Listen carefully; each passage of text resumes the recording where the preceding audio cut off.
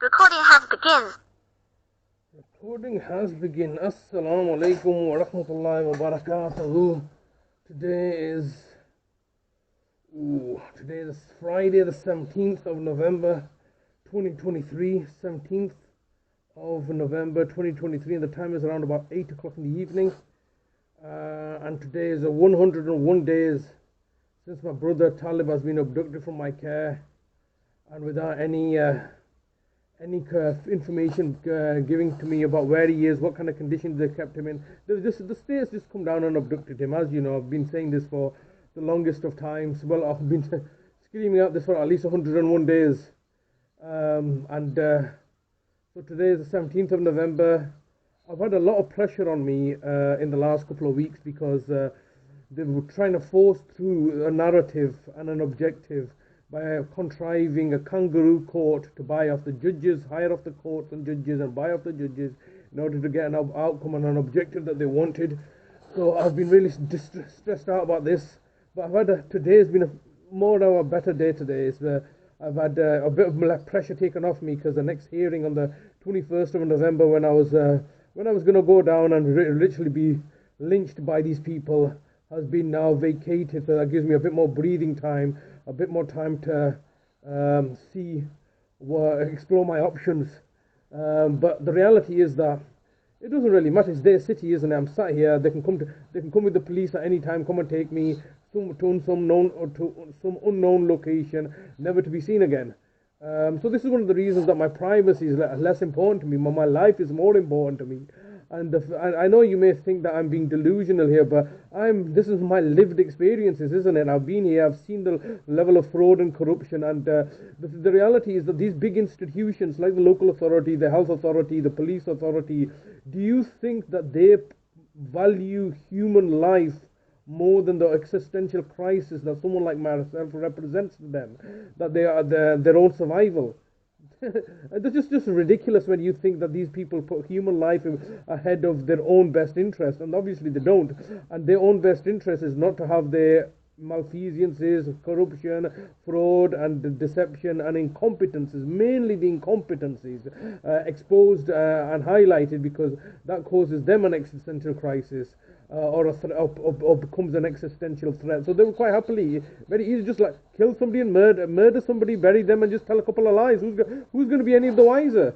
This is what they've done in my father's case. This is what they've done in Nazim's case, and this is what they've done in my mother's case. This was like right now. Look, they come and take my brother. I do not know where he is for the last 101 days. That's simply ridiculous. There's no laws that allows them to do this. They kill him off now. What am I going to say? Oh, this is what they did to Nazim, and he fell off a building. All right, yeah, we're going to do an investigation. 2-3 years down the investigation, there's nothing that we can find. If we do find something, we'll take proceedings, and then eventually end up fining the person £200. That's what they did in my brother Nazim's case. They forced him into a care home, threw him off a 3-story building when I was going to expose this fraud and corruption back in 2002, 2003, and then eventually found guilty the proprietors and fined them £200. Absolutely horrendous, isn't it? That's absolutely ridiculous, the way that they've played this game. Right now, so this is where the scary part is. Well, if I die, at least my words will live on. Words are more powerful, and but the bottom line is that society is now in such a degraded state. Nobody cares. Simply nobody cares, isn't it? It's like somebody can just die in front of you. Nobody really cares. I mean, okay, let's take this issue with Israel and Palestine. It's something that I'm trying to avoid speaking about. People are dying there. Okay, people are marching. It's just one of those. For the majority of people, it will be genuinely out of the distress that they're causing. But there's a concerted minority of people just go along. It's just something to do, isn't it? Just say, yeah, it's just moral pandering, as they say. Yes, we do believe in this. You're not willing to make any personal sacrifices. And it's very easy to just go down and march somewhere, innit? Just walk up and down. You're not making it. There's no serious risk to yourself. It's all positive, innit? You got Saturday evening free. You got nothing better to do. Okay, well, yeah, we'll go down for a march. It looks good. There's no sense of like when this personal sacrifice that people are willing to make, and it all comes down to, and it's not nobody to really blame. We live in a society where full of cowards and weak men, and a weak society where the only thing you can do is effectively just protest and say, well, Ali, and that's a big thing as well, because I'm surprised. I was very, very shocked and surprised to find out so many people, like 750,000 people, went to march.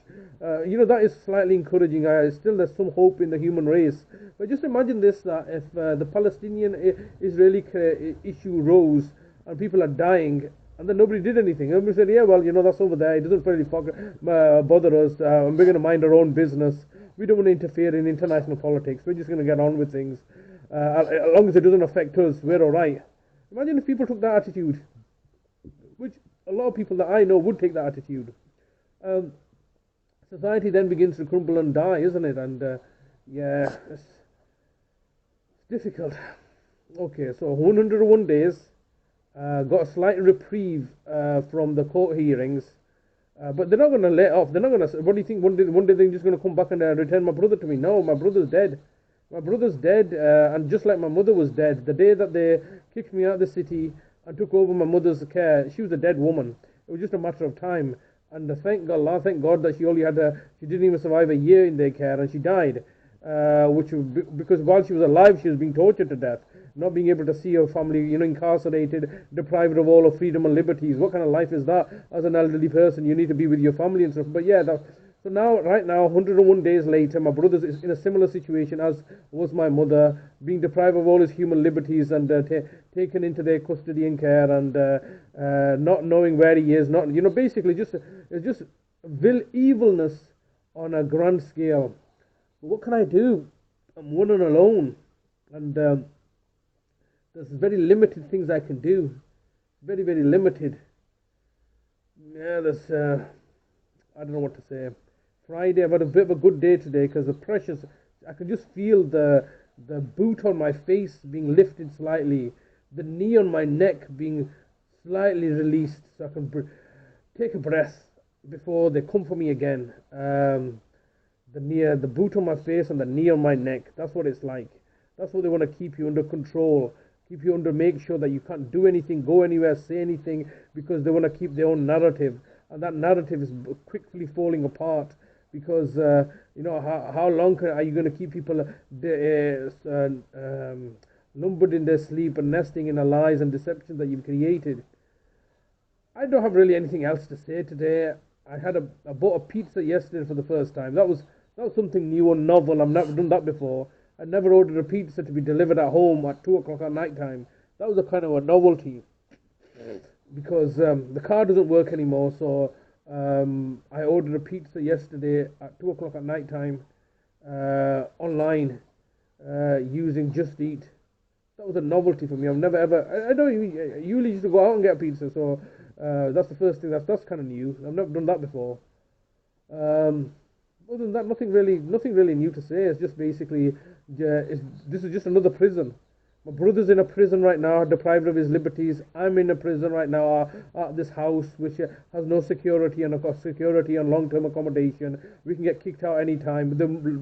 Particularly since my brother's been taken away from me now, and it's just no security, deprivation of liberty, and they use these big words, buy off the judges, and do what they like. Really, it's just a big joke for these people while we suffer.